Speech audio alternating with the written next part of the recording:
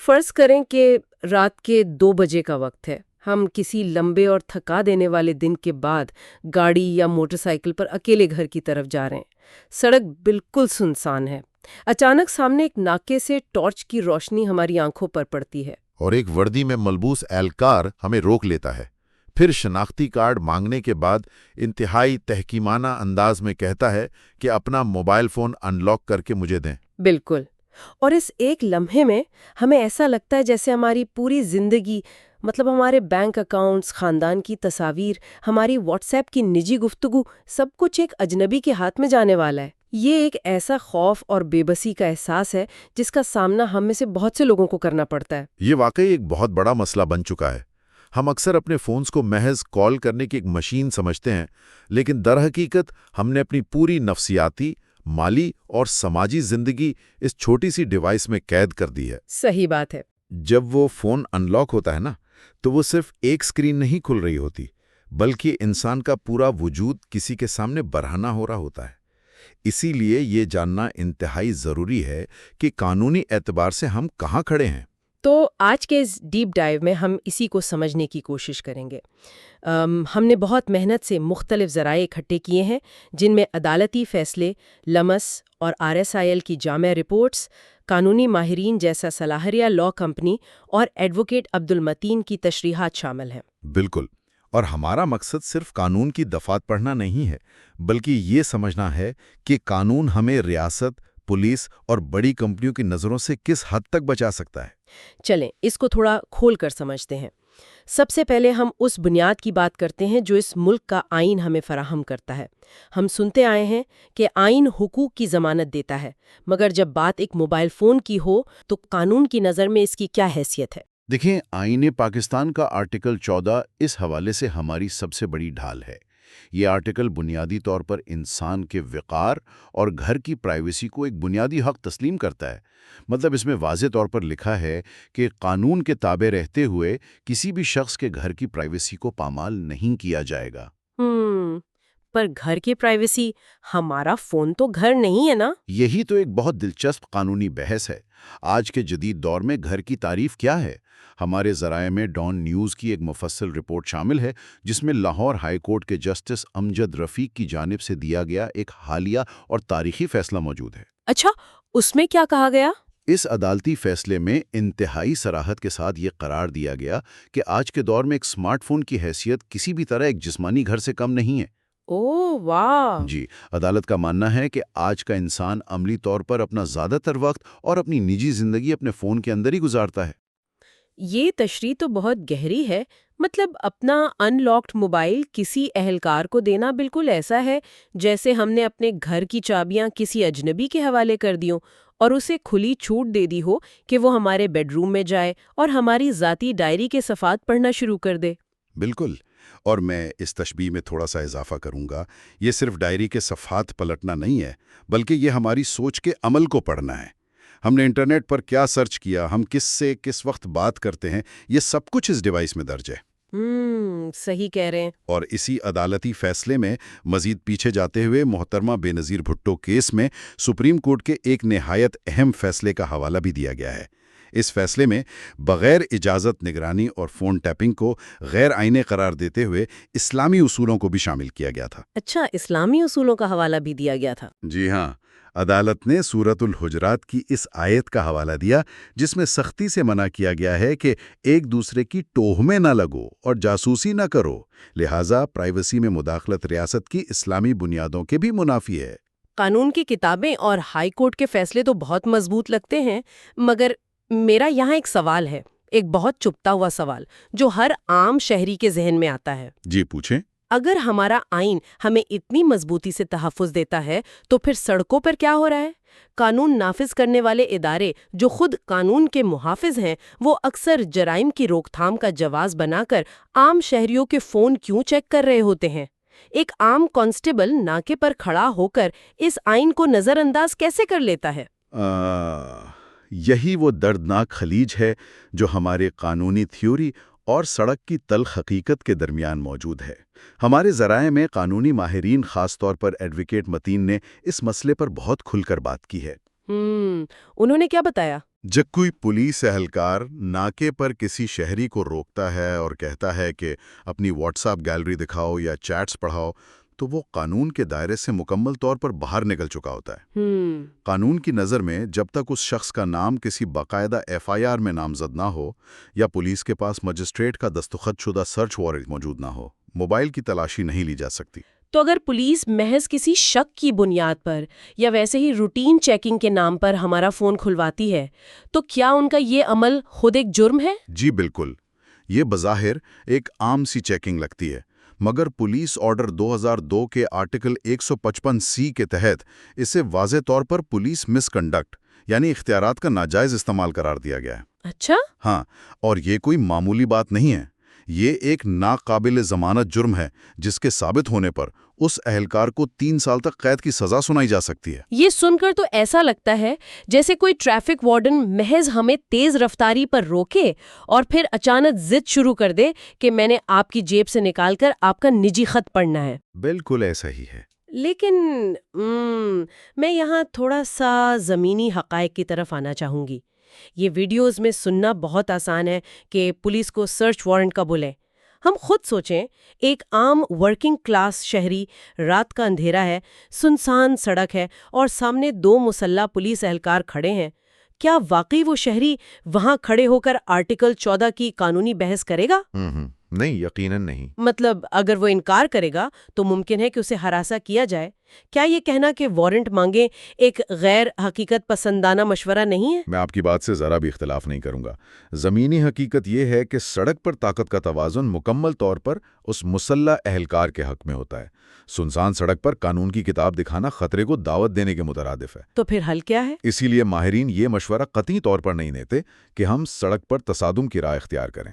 Advocate متین نے اس کا ایک بہت عملی حل تجویز کیا ہے جو دنیا بھر میں رائج ہو چکا ہے۔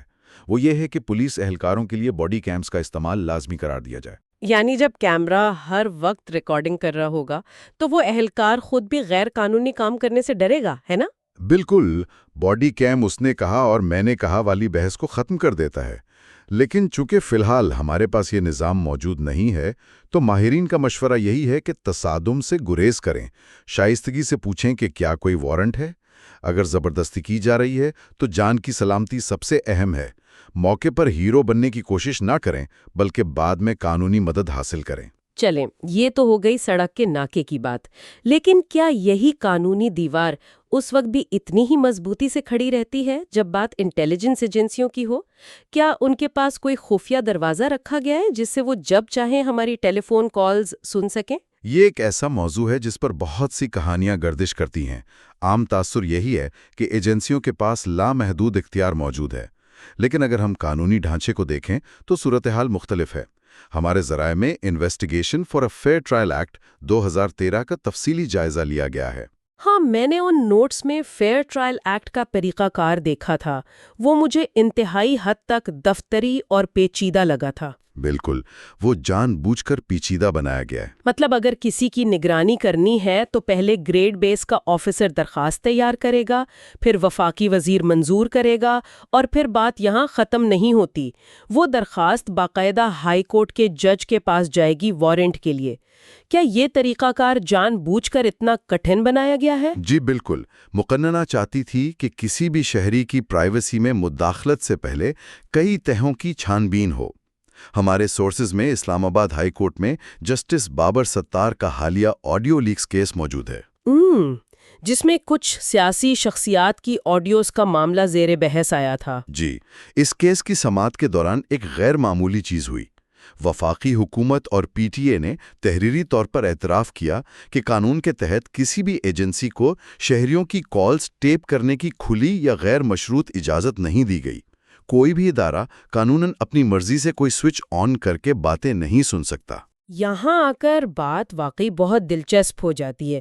ایک طرف حکومت عدالت میں تسلیم کر رہی ہے کہ کوئی کھلی اجازت نہیں ہے، لیکن دوسری طرف 2015 کی سپریم کورٹ کی ایک رپورٹ ہمارے سامنے ہے جس میں خود ایجنسیوں نے مانا تھا کہ ہزاروں فونز ٹیپ کیے گئے۔ تو پھر یہ خلا کیسے پیدا ہوا؟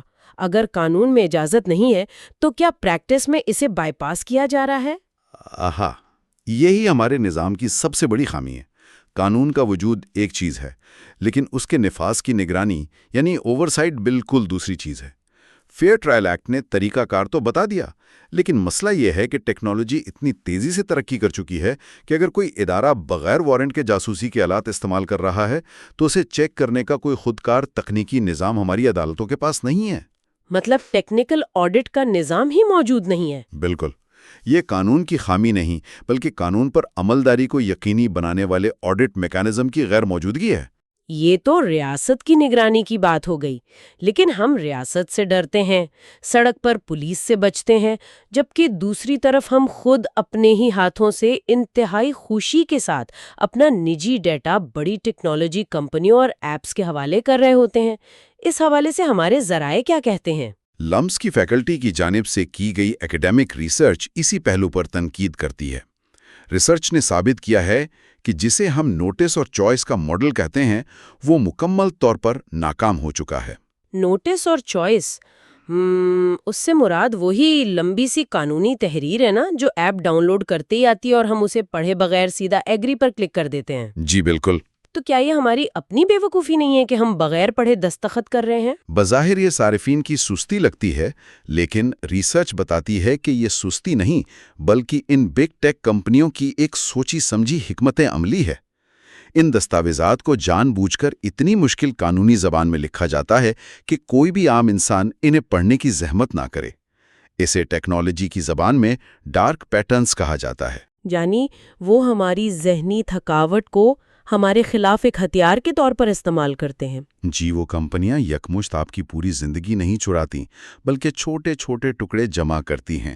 کس اشتہار پر کتنی دیر کلک کیا، الارم صبح کتنے بجے بجتا ہے، رات کو لوکیشن کیا ہوتی ہے، وہ ان لاکھوں ٹکڑوں کو اکٹھا کر کے اپنے طاقتور الگوریدمز کے ذریعے ہماری نفسیات اور پسند ناپسند کی ایک ایسی تصویر بناتے ہیں جو شاید ہمیں خود بھی معلوم نہ ہو۔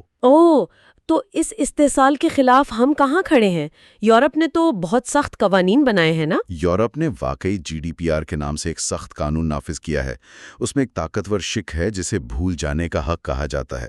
مطلب اگر کوئی چاہے تو کمپنی کو نوٹس بھیج سکتا ہے کہ میرے بارے میں جو کچھ تمہارے سرورز پر ہے اسے مٹا دو۔ زبردست۔ لیکن جب ہم پاکستان کی بات کرتے ہیں تو ہمارا ڈیٹا پروٹیکشن بل 2021 اور پھر 2023 ابھی تک مسودوں کی شکل میں ہی فائلوں میں دبے ہوئے ہیں۔ لیکن ایک منٹ، کیا ہمارے پاس سائبر کرائم کا موجودہ قانون یعنی PSCA موجود نہیں ہے؟ ہم سنتے ہیں کہ فلاں شخص کو سائبر کرائم کے تحت گرفتار کر لیا گیا۔ کیا یہ قانون ہمیں بڑی کمپنیوں سے نہیں بچاتا؟ یہ ایک عام غلط فہمی ہے۔ PSCA دراصل ایک روایتی چور اور پولیس کی ذہنیت سے بنایا گیا قانون ہے۔ یہ انفرادی مجرموں کو پکڑنے کے لیے تو مؤثر ہیں، لیکن لمس کی ریسرچ اس کی خامی بتاتی ہے۔ مثال کے طور پر پاکستان میں کریم جیسی بڑی کمپنی کے سرور سے لاکھوں صارفین کا ڈیٹا لیک ہو گیا تھا۔ اب اس قانون کے تحت ہیکر تو مجرم ہے، لیکن اس کمپنی کو کٹہرے میں کھڑا کرنے کا کوئی طریقہ نہیں ہے کہ اس نے اپنے ڈیجیٹل دروازوں پر مضبوط تالے کیوں نہیں لگائے تھے۔ یہ سب کچھ سن کر تو ایک عام انسان کے لیے بہت مایوس کن صورتحال لگتی ہے۔ ہم چاروں طرف سے گھرے ہوئے محسوس کرتے ہیں۔ تو پھر ایک عام شہری کو عملی طور پر کیا کرنا چاہیے؟ کیا ہم ٹیکنالوجی کا استعمال چھوڑ دیں؟ نہیں، ہم ٹیکنالوجی نہیں چھوڑ سکتے، لیکن فوری بچاؤ کے لیے سلیریا لا کمپنی کی ایک ویڈیو بہت کارآمد ہے۔ انہوں نے 5 ایسی چیزوں کی نشاندہی کی ہے جو کسی بھی صورت میں ہمارے موبائل کی نارمل گیلری یا نوٹس میں محفوظ نہیں ہونی چاہیے۔ وہ 5 چیزیں کون سی ہیں؟ بینک یا ای میل کے پاسورڈز، شناختی کارڈ یا پاسپورٹ کی واضح تصاویر، کسی کے ساتھ کی گئی انتہائی نجی چیٹس، فیملی کی ذاتی تصاویر اور خاندان کی لائیو لوکیشن کا مسلسل آن رہنا۔ آج کے دور میں ایسا غیر محفوظ فون جیب میں رکھے ایک ٹائم بم کی طرح ہے۔ میں اس کی سنگینی کو سمجھتی ہوں۔ یہ واقعی ایسا ہی ہے جیسے کوئی اپنی حساس ڈائری کسی پارک کے بینچ پر چھوڑ آئے۔ لیکن میں یہاں ایک عملی اعتراض اٹھاؤں گی۔ آج کی اس تیز رفتار دنیا میں ہم شناختی کارڈ کی تصویر یا بینکنگ ایپس کے بغیر زندگی کیسے گزار سکتے ہیں؟ یہ سب کچھ ڈیلیٹ کر دینے کا مشورہ تھوڑا غیر حقیقت پسندانہ نہیں ہے؟ یہ ایک بالکل بجائے اعتراض ہے۔ ماہرین بھی یہ نہیں کہتے کہ ہم ٹیکنالوجی سے کٹ جائیں۔ وہ جس چیز پر زور دیتے ہیں اسے آپریشنل سیکیورٹی کہا جاتا ہے۔ وہ کیسے کی جا سکتی ہے؟ مطلب توازن قائم کرنا۔ بینکنگ ایپس پر مضبوط پاسورڈز اور 2 فیکٹر اوتھینٹیکیشن لگائیں، اپنا OTP کسی کو نہ دیں، اور اگر شناختی کارڈ کی تصویر لینی پڑے تو کام ختم ہوتے ہی اسے ڈیلیٹ کر دیں یا پھر فون کے انکرپٹڈ سیکیور فولڈر میں منتقل کر دیں جسے بائیو میٹرک کے بغیر کھولا نہ جا سکے۔ تو اگر ہم آج کے اس پورے ڈیپ ڈائیو کو سمیٹیں تو یہ بات بالکل واضح ہو جاتی ہے کہ ہمارا موبائل فون اب محض بات چیت کرنے کا آلہ نہیں رہا، یہ ہماری مکمل ڈیجیٹل شخصیت کا نچوڑ ہے۔ آرٹیکل 14 کے تحفظ سے لے کر سڑک پر موجود ناکے کے خوف تک ہمیں اپنی پرائیویسی کا دفاع ایک مستقل جنگ کی طرح کرنا ہے۔ بالکل، قانون اپنے ارتقائی مراحل میں ہیں، لیکن جب تک وہ مکمل طور پر مضبوط نہیں ہوتا، ہمیں اپنی ذاتی ڈیجیٹل سیکیورٹی کو نظر انداز نہیں کرنا چاہیے۔ چلتے چلتے میں ایک حتمی اور فکر انگیز بات پہ چھوڑے جا رہی ہوں۔ آج ہماری جنگ اس بات پر ہے کہ کوئی ہمارا فون زبردستی ان لاک نہ کرے۔ لیکن ذرا سوچئے، جس خطرناک تیزی سے آرٹیفیشل انٹیلیجنس اور الگوریدمز ہماری عادات کا مطالعہ کر رہے ہیں، کیا وہ دن دور ہے جب ہمیں آئین میں محض اپنے فون کو نہیں بلکہ اپنے دماغی خیالات کو بغیر وارنٹ پڑے جانے سے بچانے کے لیے ترامیم کی ضرورت پڑے گی؟ یہ وہ سوال ہے جس پر ہمیں ضرور سوچنا چاہیے۔